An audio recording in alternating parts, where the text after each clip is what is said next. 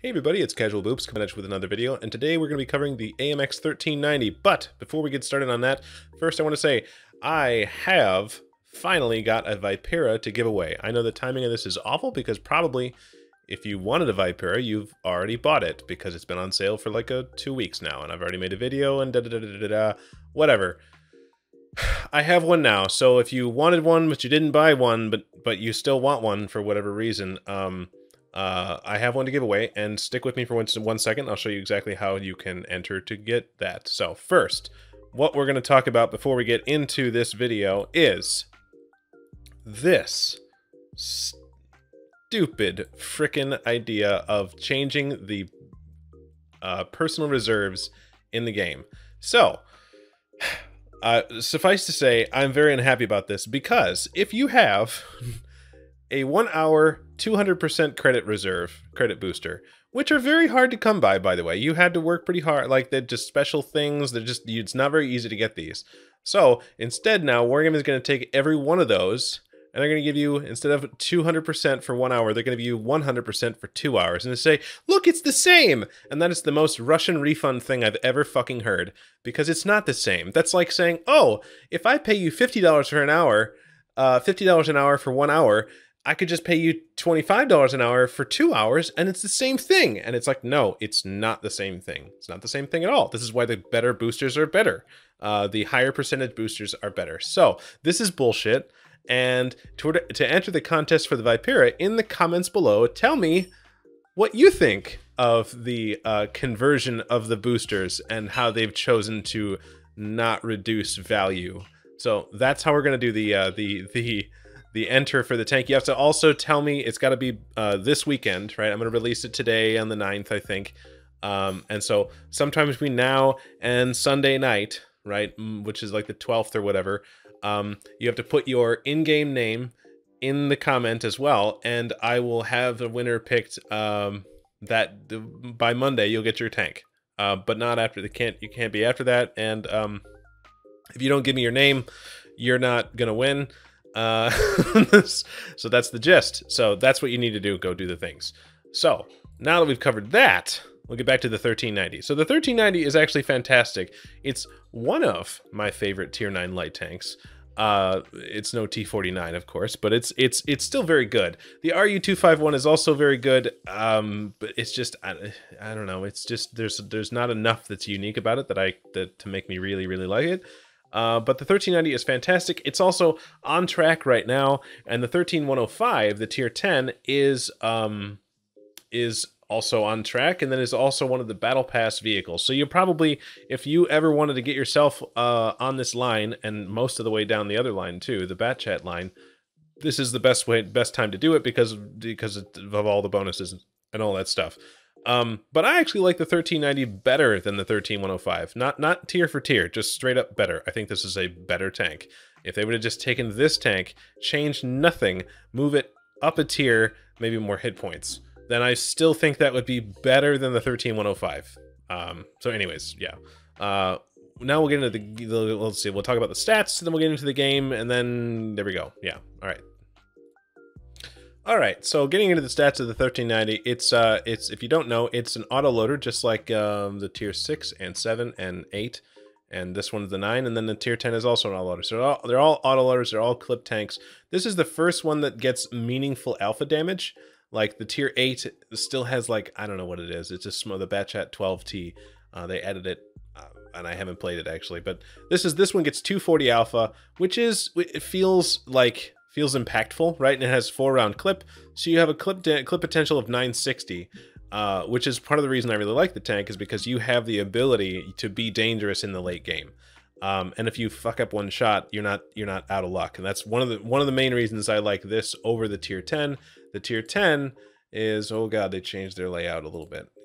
Bear with me for a second. Okay, so the tier 10, you'll notice, has slightly more clip potential, right? And it has 390 alpha, which should be great. The problem here is that this has 205 penetration standard rounds and 184 at 500, which is not great. The penetration drop off with range of all the tier 10 light tanks is catastrophically bad. So like 187 at 500 meters, right? That is just almost as bad as the tier 9. And so like it's just for that reason and like it's got a derpier gun and stuff. So you miss one shot in your clip and you're just screwed because it's only got 3 rounds. So anyways, this isn't about the 13105, this is about the 1390. I like the 1390 better. The standard rounds are just okay, but the premium rounds are really good, and they get better shell velocity, don't they? I thought they did. Maybe they don't. Maybe it's exactly the same. It's all in my head. Right? 1163. 11's okay, it's exactly the same. There's really no reason not to shoot the premium rounds because they're either the same or better in every way, right? You just get straight better penetration. They're both APCR. This is that lazy game design I've been talking about where they could make it a tactical decision, but no, if you just tap 2, you're just automatically doing better all the time, always. So I shoot a lot of premium rounds, 0 fucks given. If you don't like that, I'm sorry, cope. Anyways, the gun is okay. The gun depression is 6, which is fine. Gun elevation is 12, and that's something that doesn't come up that often. That's an underrated stat. People don't really seem to care about that or talk about that very much, but it really can make a difference, and it's not a lot for this thing. So maybe you'll see that come to play in the replay. Who knows? Top speed is great. It's got the same 3-man crew as the tier 6 and 7 and 8 and 9 and 10, and I love it because at least it's consistent. It is a very crew intensive. The 3-man crew is always going to be crazy hard, right? So in order for you to have a good crew, it's gonna need like 3 or 4 skills, right? So this is a really good candidate. All of the tanks in this line, whatever, you know, maybe you stick a crew in one and you move it up or whatever, but this is a really good candidate for female crew because you get that 0 skill 6th sense and then yada yada, and it also doesn't take very many 0 skill crews to fill out the entire crew, the entire tank. 380 view range is not good, but also you can fix that, right? We're gonna work hard to fix that, and anyways, it's fairly mobile. It's a good comfy tank. Yeah, okay, so armor, it's not there. There's no armor. If you bounce anything off of this thing, you have just become the most amazing lucky lottery winner of the planet. So that's it. Just don't plan on bouncing anything ever. And HE is going to pen you and so on and so forth. So that's not what you play this tank for. Field mods and equipment. So field mods, I'm probably always taking the forward speed. Yes, I'm always taking the forward speed because your power to weight is 31, which is really good. So losing a little bit of that in order to gain more top speed is totally worth. You're going to notice this is just the right choice. I'm also picking the aiming circle size. I'm also picking the reverse speed so you can back up easier into like a position and then accelerate forward out of the position if you shoot and scoot. That's what I like to do. I'm also picking firepower, and then this one I think I'm picking neither one of them because you really need the view range because it's got 380 base, but you also really want your concealment too. So this is just no, neither one of those. So this is kind of where we are equipment wise. So when you are let's see, if you're like me and you got food, I would definitely recommend running food in this thing. If you got BIA and a couple of crew skills for the vision, again, this is going to take a little bit of work to get there, right? Because your radio man is the commander and stuff, and that's all kind of on the same thing. But if you have 0 skill crew, this is a great way to use them, right? So anyways, if you have just baseline, this is where you're starting with. You're still not a great view range. So what I would recommend is your primary setup for this is scouting. And so when you are trying to scout, you need CVS. I lean into this a little bit, like, so CVS, and then you got your low noise exhaust, wherever the hell that is there, that. And then also I usually have, optics or even the pink optics, I think is what I have on this, or maybe it's just regular. And I even run optics directive. I don't usually run a lot of directives, but in this one it matters so much because you just got the view range, the 380. You just got to get out of the hole a little so much with that. And that gets you to a very respectable 481 view range plus your CVS, means you can actually do the scouting role. You've got camo that's 43%, which is totally acceptable. Again, and if you have, you know, pink versions or purple versions of the optics and pink versions of the low noise exhaust, that's always going to be better. But this is the one loadout that I use, and then the other one is more about damage. If you're like fucking Ensk, right? You're like, I hate my existence. I don't want to be on Ensk. I usually what I'll do is I will still have optics, and this time I'll just put it to the improved slot, because without optics, you really are just not even able to spot your own targets, and so you really need to, I think that's really important.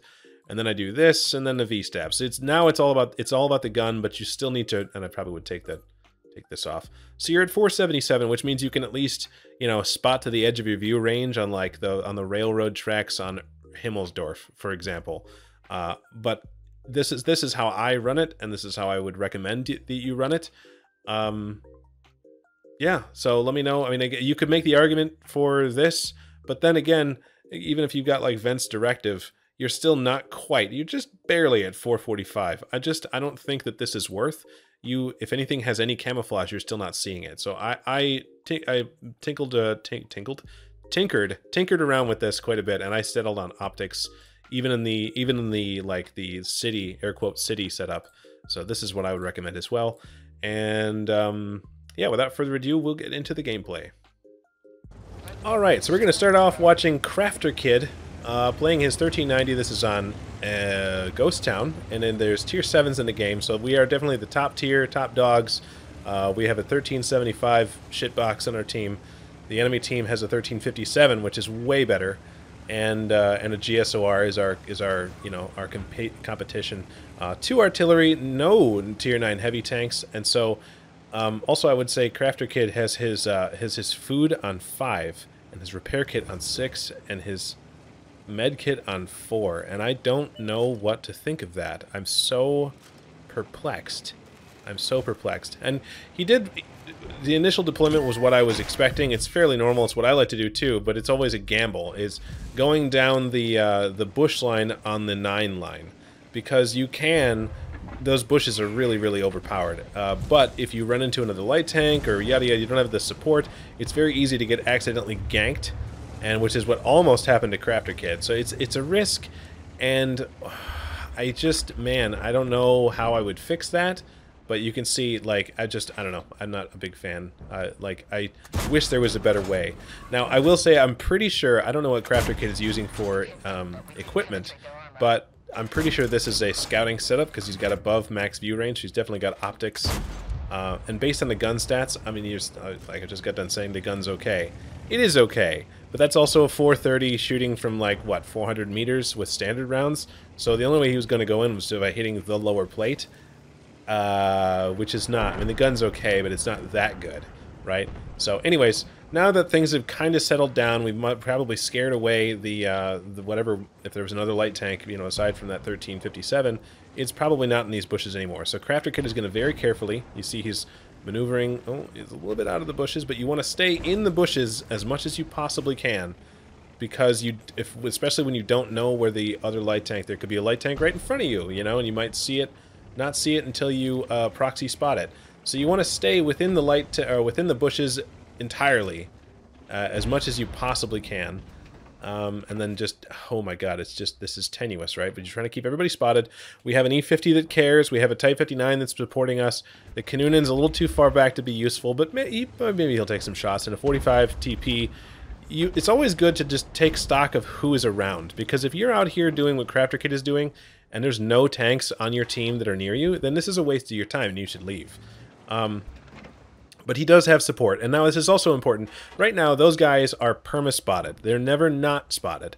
And so they're hanging back, and they're trying to get unspotted, and they think they're unspotted right now. So you can see this 1357 pulls up to the bush, and then he gets fucking nuked, and here we go. Now, the reason he's probably very surprised, and he's saying, "Ree, my sixth sense never went off." His sixth sense probably never did go off, because sixth sense goes off when you go from unspotted to spotted.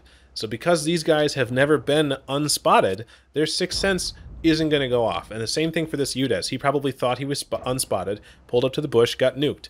So this is a very important thing. A lot of, like, sometimes when sixth sense doesn't go off, ooh, somebody picked the 1357. Perfect. When sixth sense doesn't go off, there's two things that could have happened. Either you were never unspotted, right, like with this UDES, or you died immediately, because there is a delay between when you get spotted and when your sixth sense goes off. And I don't remember exactly what it is. I think it's like 2 or 3 seconds. something like that. So if somebody's like pre-aimed, you get spotted, they shoot, you die, your sixth sense isn't going to go off because you're already dead by the time that time has elapsed. So those are the two ways that sixth sense doesn't work. Other than that, it's going to go off. If it doesn't go off, it's one of those two things. Or you don't have a crew with sixth sense, I guess, but that's pretty obvious. But you can see right now, so far, we're just kind of sitting in this bush, which is not the most exciting thing. This is why I don't normally feature light tanks, because it can be a little static.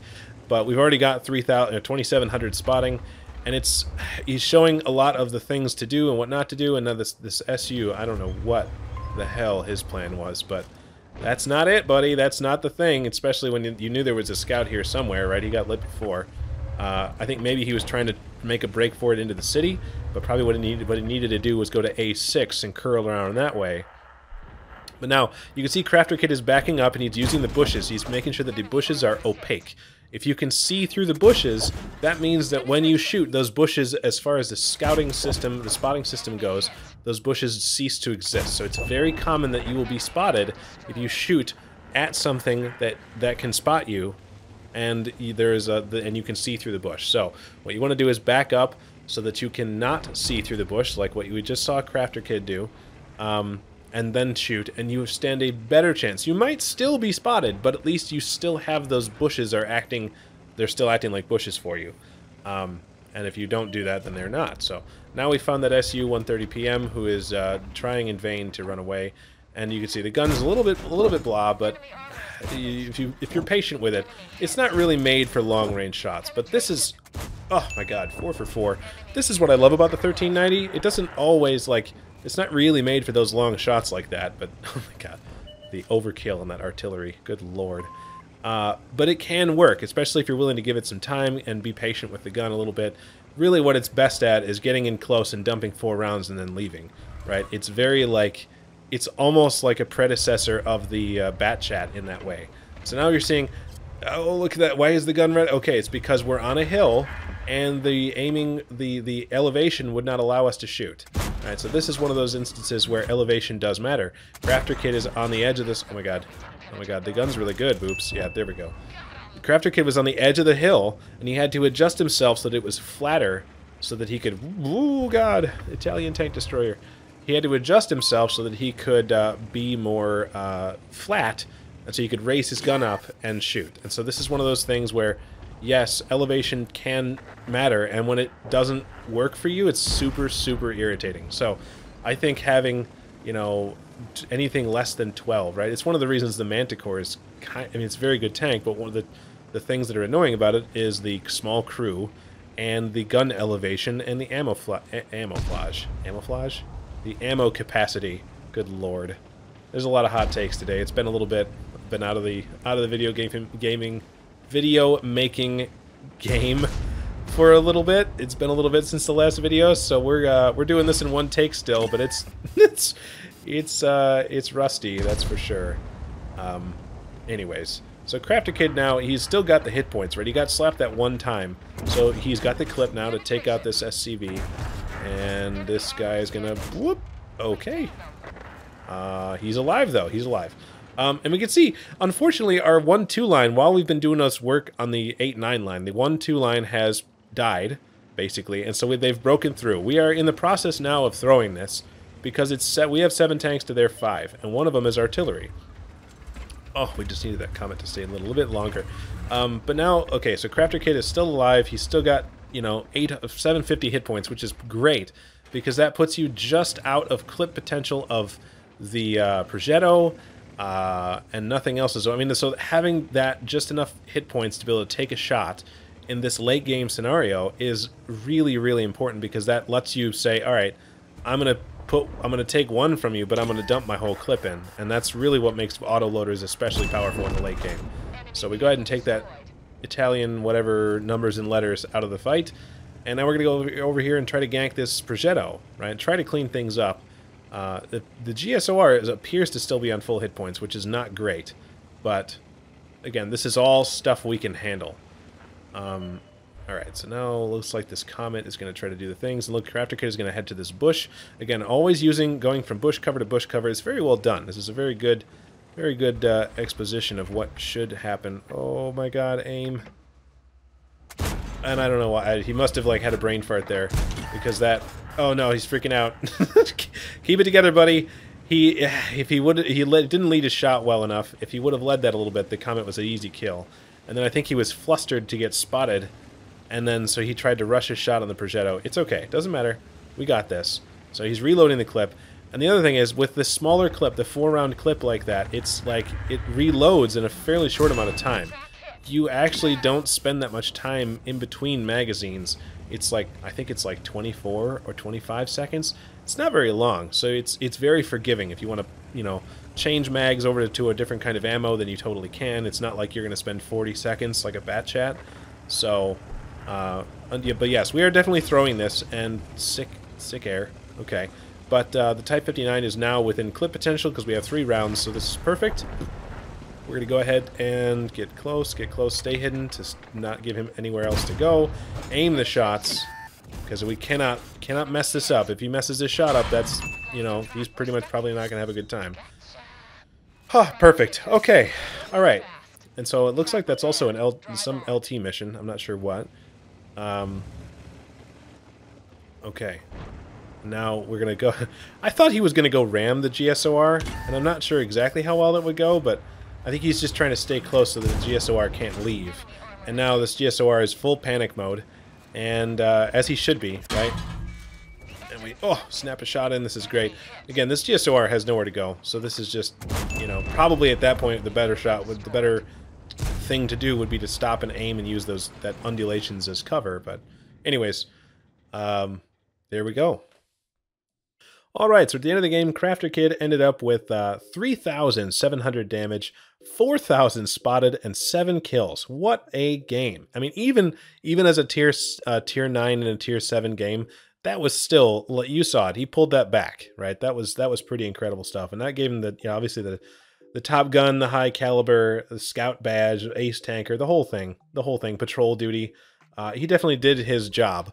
And that ended up giving him 1,681 base XP, which again, you get less XP for shooting tanks that are lower tier than you. So the fact that he got that much base XP on a game with tier 7s in it speaks to, well, I mean, you just saw the game, you saw how good it was. Yeah, he definitely pulled his weight. And then at the end of the game, economic-wise, I think he ended up, he had a mission for personal, or he had personal reserves going, so without that, he probably... would have broken even. It is what it is. He already had food and stuff. You know, you didn't need to shoot a lot of premium, and Crafter Kid didn't shoot a lot of premium, but it is what it is. It's a tier 9. You don't play tier 9s to make money unless you hate yourself and you have like a WZ-114 or something. So anyways, it's a fantastic tank. It's one of my favorite tier 9s. So I hope that you guys enjoy yourselves as you play up the line, or if you choose to do that. So anyways, that's it for me. Thanks for watching, guys. We'll see you in the next one. All right.